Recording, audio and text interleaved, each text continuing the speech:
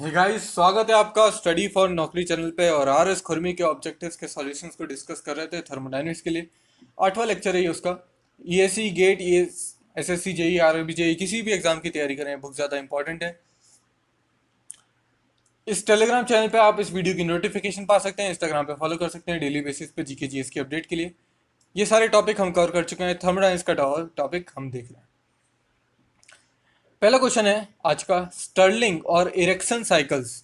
तो स्टर्लिंग और erection cycles आपकी रिवर्सिबल साइकिल्स हैं। ठीक है, यहाँ पे आपका ए ऑप्शन करेक्ट होगा। इसके बाद अगर आप और देखें तो जो इन दोनों ही साइकिल्स में आपको आइसोथर्मल प्रोसेस देखने को मिलेंगी। और आइसोथर्मल प्रोसेस हमेशा क्वासी स्टैटिक ही हो सकती हैं। तो इसमें क्वासी स्टैटिक प्रोसेस इन्वॉल्व होती है। ओवरऑल साइकिल क्वासी स्टैटिक हो जरूरी नहीं। Both Ericsson and Joule cycle have to constant pressure process. तो ब्रेटन साइकिल जो होती है उसे ही हम कहते हैं जूल साइकिल। और जूल साइकिल में आपको देखने को मिलेगी, और एरिक्सन साइकिल में, दोनों में ही आपको कांस्टेंट प्रेशर प्रोसेस देखने को मिलेगी। साथ में इरेक्शन में आपको दो आइसोथर्मल देखने को मिलेगी, डेल्टा टी जीरो होगा। और जूल साइकिल में दो एडियाबैटिक देखने को मिलेगी, जिसमें डी क्यू जीरो होगा। रिवर्सिबल होगी तो डी एस बी जीरो होगा। ओके, नेक्स्ट देखते हैं। Efficiency of joule cycle is. तो जूल साइकिल की जो एफिशिएंसी होगी वो आपकी लेस देन होगी कार्नोट साइकिल से। तो कार्नोट साइकिल से आपको कम एफिशिएंसी देखने को मिलेगी आपकी जूल साइकिल में। ठीक है, कार्नोट साइकिल तो आपकी क्या है, टोटली रिवर्सिबल साइकिल है ना, और आइडियल साइकिल है। रिवर्सिबल जूल साइकिल ही क्या हो जाती है हमारी हमारी यहाँ पे रिवर्सिबल जूल साइकिल को हम कहेंगे रैंकाइन साइकिल। ओके, साथ ही आप देखें जो रैंकाइन साइकिल होती है उसमें भी आपको दो आइसेंट्रोपिक प्रोसेस देखने को मिलेगी और दो कांस्टेंट प्रेशर प्रोसेस देखने को मिलेंगी। बस चेंज इतना आता है कि जो जूल साइकिल है वो गैस पावर साइकिल है और Rankine cycle vapour power cycle है। ठीक है, one reversible heat engine operates 160 के और T2 के बीच में ऑपरेट करता है, और अनादर जो है वो ऑपरेट करता है T2 और 400 के बीच में। दोनों की जो सेम हीट इनपुट है और आउटपुट है, same heat input same output है, मतलब एफिशिएंसी सेम हो जाएगी। ठीक है, तो टेम्परेचर T2 कितना होगा? अगर मैं इसकी बात करूं पहले वाले की, तो T2 अनदर, ठीक है, 160 से लेके T2 के बीच में, तो T2 डिवाइडेड बाय 1600 हो जाएगी। और दूसरे वाले की एफिशिएंसी होगी 1 माइनस 400 डिवाइडेड बाय T2। ठीक है, तो यहां से ये दोनों गए। ठीक है, ये माइनस माइनस चला गया, तो T2 का square is equal to 160 into 400 हो जाएगा। और इसका अगर अंडर रूट लोगे तो यहाँ से कितना आ जाएगा, यहाँ से 40 बाहर आएगा, इधर से 20 आएगा। तो आपका 95 का ए ऑप्शन करेक्ट होगा। ठीक है, ए ऑप्शन करेक्ट होगा। Auto cycle consist of. तो ऑटो साइकिल में आपको दो आइसेंट्रोपिक प्रोसेस देखने को मिलती है और दो कांस्टेंट वॉल्यूम प्रोसेस देखने को मिलती है। इससे पहले air standard gas power cycle पे वीडियो आ चुका है, उसको अगर आप देख लेंगे तो आपको कोई भी कंफ्यूजन नहीं होगा कि इसमें कौन कौन सी साइकिल्स, कौन कौन सी प्रोसेस इन्वॉल्व होती है। तो दो कांस्टेंट वॉल्यूम प्रोसेस होंगी और दो होंगी आपकी आइसेंट्रोपिक प्रोसेस।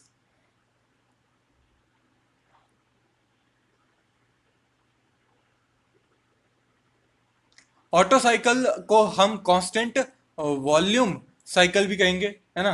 तो 97 का आपका बी हो जाएगा। एफिशिएंसी क्या होती है, 1 - 1/r की power gamma -1।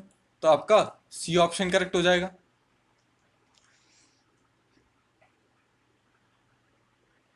Efficiency of auto cycle depends upon. तो 1 - 1/r की पावर गामा -1 होता है। अब यहाँ पे स्पेसिफिक स्पीड हीट का कंसेप्ट तो आ नहीं रहा, पर अगर इस गामा को अंदर से देखो तो गामा की वैल्यू जो होती है वो सीपी बाय सीवी के बराबर होती है। ठीक है, तो डायरेक्टली तो डिपेंड नहीं कर रही सीपी सीवी पे, पर अगर सीपी सीवी की वैल्यू चेंजेस होंगी तो डिपेंड करेगी। समझ रहे हैं क्या कह रहा हूं? अगर सीपी और सीवी की वैल्यू कांस्टेंट है तो डिपेंड नहीं करेगी एफिशिएंसी ऑटो साइकिल की। पर सीपी और सीवी की वैल्यू अगर चेंज होती हैं तो हम बोलेंगे कि ऑटो साइकिल की एफिशिएंसी डिपेंड करेगी, फिर ये वेरी कर जाएगा। पर शुरुआत में ही ऑटो साइकिल की जब हमने डेरिवेशन किया था या उससे पहले बात की थी, हमने एयर स्टैंडर्ड एजम्पशंस की बात की थी। वो वीडियो में मैंने डिटेल में डिस्कस किया है कि एयर स्टैंडर्ड एजम्पशंस क्या होते हैं। उन एयर स्टैंडर्ड एजम्पशंस में मैंने बताया है कि सीपीसीवी की वैल्यू चेंज नहीं होती। तो सीपीसीवी की वैल्यू चेंज नहीं होगी तो स्पेसिफिक हीट पे डिपेंड करेगी नहीं, तो ये आपका गलत हो जाएगा, नो हो जाएगा। ठीक है। डीजल साइकिल कंसिस्ट ऑफ, तो डीजल साइकिल्स में आपको एक कांस्टेंट प्रेशर, एक कांस्टेंट वॉल्यूम और दो आइसेंट्रोपिक प्रोसेस देखने को मिलेंगी। कंप्रेशन रेशियो जो होता है वो होता है टोटल वॉल्यूम डिवाइडेड बाय आपका क्लियरेंस वॉल्यूम। तो आपका डी ऑप्शन करेक्ट हो जाएगा यहाँ पे। 1+1/c होता है और c जो हो जाएगा वो आ जाएगा आपका VC/VS के बराबर, c की वैल्यू है ना। तो टोटल VS+VC/VC होगा आपका कंप्रेशन रेशियो, जिसे हम R बोलेंगे। ओके, चलिए नेक्स्ट देखते हैं। For the same compression ratio efficiency diesel cycle से क्या होगी? तो देखिए यहां से मैं आपको ड्रॉ करके बताता हूं। इस क्वेश्चन का आंसर तो आपको कोई भी दे देगा, नेट पे भी मिल जाएगा। मैं आपको बताता हूं कंप्रेशन रेशियो को मैं अगर बराबर करूंगा तो क्या इफेक्ट आएगा। कंप्रेशन रेशियो का मतलब है स्वेप्ट वॉल्यूम बराबर होगी अगर क्लियरेंस वॉल्यूम बराबर है। ठीक है, यहाँ पे P और V, कंप्रेशन रेशियो क्या का होता है, वॉल्यूम का रेशियो होता है, मतलब वॉल्यूम का रेशियो बराबर है। तो अगर मैं VS को सेम कर दूं, VC सेम कर दूं, तो मैं इस ग्राफ पे डिपेंड दिखा सकता हूं। ठीक है, ऑटो साइकिल में ड्रॉ कर रहा हूं, देखो ना, ऑटो साइकिल मैंने ये ड्रॉ की, यहां तक गई, देखिए इस लाइन से आगे नहीं ले गया हूं मैं, है। फिर यहां से मैंने आइसेंट्रोपिक आपका एक्सपेंशन कराया और वापस से ले आया। ये मेरी क्या बनी, ऑटो साइकिल बनी। ठीक है, पॉइंटर की इंक में चेंज कर देता हूँ और ब्लैक कलर से देता हूँ। अब मैं डीजल साइकिल बनाता हूँ। यहां से मैंने, ये तो आइसेंट्रोपिक प्रोसेस है, ये तो सेम ही जाएगी। आइसेंट्रोपिक प्रोसेस यानी एडियाबैटिक प्रोसेस इंटरसेक्ट कर नहीं सकती, ओवरलैप ही करेगी। ठीक है, यहां तक पहुंचने के बाद अब मैं फर्दर प्रेशर नहीं बढ़ा सकता या फर्दर इस वॉल्यूम के इधर बियॉन्ड नहीं जा सकता, सेम कंप्रेशन रेशियो की कंडीशन है। तो यहीं से मैंने क्या करा दिया, कांस्टेंट प्रेशर प्रोसेस करा दी, फिर एडियाबैटिक प्रोसेस हुई और यहां पे हीट रिजेक्ट हो गई। अब देख रहे हैं यहां पे हीट रिजेक्शन होती है, हीट रिजेक्शन दोनों की सेम है। एफिशिएंसी क्या होती है, 1 minus heat rejected by heat supplied, या फिर work net by heat supplied. ठीक है, हीट रिजेक्टेड सेम है। वर्क डन की अगर बात करो, वर्क डन की बात करो तो वर्क डन देता है पीवी के अंदर का एरिया। तो डीजल साइकिल के लिए आपको ये एरिया मिलेगा। ठीक है, डब्ल्यू नेट आपको ये मिलेगा डीजल के लिए। ठीक है, और अगर मैं बात करूं आपके ऑटो साइकिल के लिए, तो ऑटो साइकिल के लिए आपको ये पूरा एरिया मिलेगा। ठीक है, तो पूरा एरिया मिल रहा है ऑटो के लिए, आप खुद ही देख लीजिए। ऑटो में हम इतना और यूटिलाइज कर सकते हैं। ठीक है, अगर हीट इनपुट दोनों में सेम हो, अगर हीट इनपुट दोनों में, अगर यहाँ पे देखो कि यहाँ पे ये जो एरिया है ये कौन ज़्यादा यूटिलाइज करेगा, ऑटो साइकिल ऑब्वियसली यूटिलाइज करेगी, तो एफिशिएंसी ऑटो साइकिल की ज़्यादा होगी। तो आपको यहाँ पे 202 का बी ऑप्शन देखने को मिलेगा, डीजल की कम होगी। एफिशिएंसी डीजल साइकिल की इंक्रीज करेगी जैसे जैसे आप कट ऑफ रेशियो को डिक्रीज करेंगे, तो आपका ए ऑप्शन करेक्ट होगा। और वहां पे उस वीडियो में मैंने आपको वेरिएशन बताया था किस तरीके से होता है। The efficiency of the diesel approaches to Otto cycle, ठीक है, ऑटो साइकिल की एफिशिएंसी इंक्रीज करेगी जैसे जैसे कट ऑफ आप डिक्रीज करेंगे। कट ऑफ डिक्रीज करते करते जीरो कर दो, जब जीरो कर दोगे तो दोनों की जो साइकिल्स हैं वो एक जैसी हो जाएंगी और एफिशिएंसी दोनों की बराबर हो जाएगी, तो कट ऑफ जीरो जब हो जाएगा। Otto cycle efficiency is higher than the diesel cycle efficiency for the same compression ratio. तो ऑटो साइकिल की एफिशिएंसी डीजल साइकिल की एफिशिएंसी से for the same compression ratio और सेम हीट इनपुट अगर होगा तो ऑटो साइकिल की ज़्यादा है।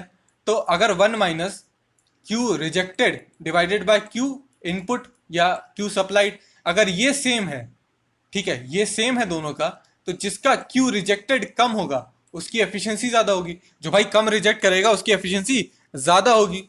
तो हीट रिजेक्शन लोअर है, इस वजह से आपकी ज़्यादा एफिशिएंसी देखने को मिलेगी। पेट्रोल इंजन के केस में 6 से 12 मान लो, ठीक है, तो इसके बीच में जो रिलाय करेगा तो 5 से 8 भी चलेगा आपका, ठीक है, कोई दिक्कत उसमें है नहीं। डीजल इंजन के लिए मैंने आपको बताया था वहां पे 16 से 22 मान के चलो, तो 15 से 20 भी चलेगा, और इस सब बुक अलग अलग बुक्स में वेरी करता है, पर 20 का आप ये मान के चलोगे तो सारे ऑप्शन आप बना ले जाओगे, आसपास ही होंगे, ठीक है। During which of the following process heat rejection take place in Carnot cycle. तो कार्नोट साइकिल में आइसोथर्मल जो कंप्रेशन होता है वहां पे आप हीट रिजेक्ट करते हैं। देखिए, जब आइसोथर्मल जो कंप्रेशन होगा, कंप्रेशन जब वर्क होता है तो वो आपका नेगेटिव वर्क होता है, ठीक है, work done on the system होगा तब जाके कंप्रेस होगी। D Q is equal to d U plus d W. D U zero होगा, क्यों, आइसोथर्मल प्रोसेस है। वर्क जब ना नेगेटिव होगा तो डी क्यू क्या होगी, नेगेटिव होगी, और नेगेटिव वर्क के नेगेटिव हीट ट्रांसफर क्या होता है, हीट रिजेक्शन। तो आपको कंप्लीट एक्सप्लेनेशन मिलता है इस सीरीज में, सिर्फ सॉल्यूशन नहीं मिलेंगे। जैसा मैं शुरुआत में कहता हूँ ना, आर एस खुरमी के ऑब्जेक्टिव सॉल्यूशंस को डिस्कस कर रहे थे कंप्लीट एक्सप्लेनेशन के साथ, तो ये कंप्लीट एक्सप्लेनेशन है। ओके, हीट रिजेक्शन होगा जब कंप्रेशन होगा, ठीक है, तो किस तरीके से होगा, मैथमेटिकली मिलेगा। The dual combustion cycle consist of one constant pressure, ठीक है, कांस्टेंट वॉल्यूम और दो आइसेंट्रोपिक प्रोसेस। तो अगर आप देखो तो आपको ये सारी प्रोसेस देखने को मिलेंगी, तो 2009 का ये हो जाएगा। For the same compression ratio the efficiency of dual cycle is. तो एफिशिएंसी डुअल साइकिल की जो होती है वो आपकी कंप्रेशन रेशियो के लिए कम होगी ऑटो साइकिल से और ज्यादा होगी डीजल साइकिल से, तो 210 का ये हो जाएगा। एफिशिएंसी डीजल साइकिल की इंक्रीज करेगी कट ऑफ इंक्रीज करने से, तो बिल्कुल गलत, उल्टा होता है, डिक्रीज करो तो इंक्रीज करेगी, इंक्रीज करोगे तो डिक्रीज करेगी। For the same maximum pressure and temperature, auto cycle efficiency की डीजल, देखिए अगर सेम टेम्परेचर प्रेशर की बात करोगे तो कहानी उल्टी हो जाती है। ये प्रेशर रेशियो है, ये प्रेशर रेशियो की लाइन है, कांस्टेंट प्रेशर रेशियो की लाइन, और ये एक दूसरे कांस्टेंट प्रेशर रेशियो की लाइन है।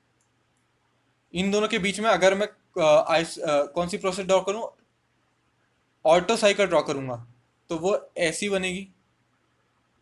अच्छे से और कर लेता हूँ यार, कंसेप्ट में क्लियरिटी आनी चाहिए, माउस से टाइप करना थोड़ा सा डिफिकल्ट होता है। ये देखो, ये मैक्सिमम प्रेशर है, ये मिनिमम प्रेशर। मैक्सिमम प्रेशर और टेम्परेचर अगर सेम है, ठीक है, तो ऑटो साइकिल में ये आइसेंट्रोपिक कंप्रेशन, फिर उसके बाद कांस्टेंट वॉल्यूम पे हीट एडिशन, फिर एक्सपेंशन, और यहाँ पे हीट रिजेक्शन। ये हो गया ऑटो साइकिल के केस में। डीजल साइकिल की बात करूं तो ये जाते जाओ जाते जाओ जाते जाओ ओवरलैप करते करते, और आप अब यहाँ पे रुकना नहीं है, यहाँ पे तो आप और बढ़ा सकते हो, इतना आपने बढ़ा लिया, फिर आपने कांस्टेंट प्रेशर प्रोसेस कराई, और अब आप नीचे लाओगे और यहाँ पे हीट रिजेक्ट करोगे। अब ये इतना पोर्शन डीजल साइकिल में एक्स्ट्रा मिलेगा, तो एफिशिएंसी डीजल साइकिल की मोर होगी। For the constant pressure heat input, the air standard efficiency of a gas power cycle किस ऑर्डर में होगी, कांस्टेंट प्रेशर के केस में सबसे ज्यादा आपकी होगी डीजल की, फिर बीच में डुअल की, फिर आएगी आपकी ऑटो साइकिल। तो सबसे ज्यादा आपकी होगी डीजल की, फिर होगी आपकी डुअल की, फिर आएगी ऑटो। कोई ऑप्शन में है क्या, कोई भी नहीं है, तो ये होगा, सारी गलत है इसमें, ऑप्शन ही गलत दी होगी। ठीक है, तो यहाँ पे एफिशिएंसी का ऑर्डर ये होता है। इनमें से कौन ऑटो साइकिल को रिप्रेजेंट करेगा टेम्परेचर एंट्रोपी डायग्राम पे? ऑटो साइकिल में होती है दो कांस्टेंट वॉल्यूम प्रोसेस, देख लो, इधर दो कांस्टेंट वॉल्यूम प्रोसेस है और इधर दो कांस्टेंट वॉल्यूम प्रोसेस है, ये दोनों तो गए। फिर दो होती हैं आइसेंट्रोपिक कंप्रेशन प्रोसेस, यहाँ पे एंट्रोपी है, ये देखो, ये एक आइसेंट्रोपिक और ये एक आइसेंट्रोपिक, सी ऑप्शन करेक्ट होगा। एफिशिएंसी डीजल साइकिल की डिपेंड करेगी आपके कट ऑफ पे और कंप्रेशन रेशियो पे। 1 - r⁻ गामा -1 रो की पावर गामा -1 डिवाइडेड बाय रो -1 और गामा, तो ये फॉर्मूला होता है आपका। और ये देखिए, आर पे भी डिपेंड कर रही है, रो पे भी डिपेंड कर रही है, सब पे डिपेंड कर रही है, सॉरी गामा पे भी डिपेंड कर रही है और आर पे भी डिपेंड कर रही है, रो पे भी डिपेंड कर रही है। The cycle consist of two isothermal process और दो आइसेंट्रोपिक प्रोसेस कार्नोट साइकिल में देखने को मिलेंगी। द साइकिल कंसिस्ट ऑफ, ऐसी साइकिल जो जिसमें डैश एंड आइसोथर्मल प्रोसेस है is known as Stirling process. तो स्टर्लिंग में दो कांस्टेंट वॉल्यूम प्रोसेस देखने को मिलेगी। A cycle consist of two constant pressure and two isothermal process, तो वो हो जाएगी एरिक्सन साइकिल, तो आपको बिल्कुल सही हो जाएगी। ठीक है, अगर आपने पिछला वीडियो देखा है ना एयर स्टैंडर्ड साइकिल पे, तो कोई दिक्कत ही नहीं आनी है, सारे क्वेश्चन आपको लगेंगे बच्चे को खेल है। A cycle consists of two constant pressure and two isentropic process. Okay, constant pressure और isentropic process बोल रहा है, मतलब जूल साइकिल की बात कर रहा है, मतलब यहाँ पे कोई भी नहीं है। फिर है इनमें से कौन सा गलत है? जूल साइकिल में दो कांस्टेंट वॉल्यूम प्रोसेस होती है क्या? नहीं, कांस्टेंट प्रोसेस प्रेशर प्रोसेस होती है, तो यही गलत है, ये ऑप्शन करेक्ट होगा, बाकी सारे सही है, पढ़ लीजिएगा। तो ये वीडियो का एंड है, आशा करता हूँ वीडियो आपको पसंद आएगा। वीडियो पसंद आए तो लाइक कीजिए, चैनल को सब्सक्राइब कर लीजिए, बेल आइकन को प्रेस कर लीजिए और वीडियो को शेयर कर दीजिए जो भी सिमिलर एग्जाम्स की तैयारी कर रहे हैं। Thanks for watching and as always have a nice day.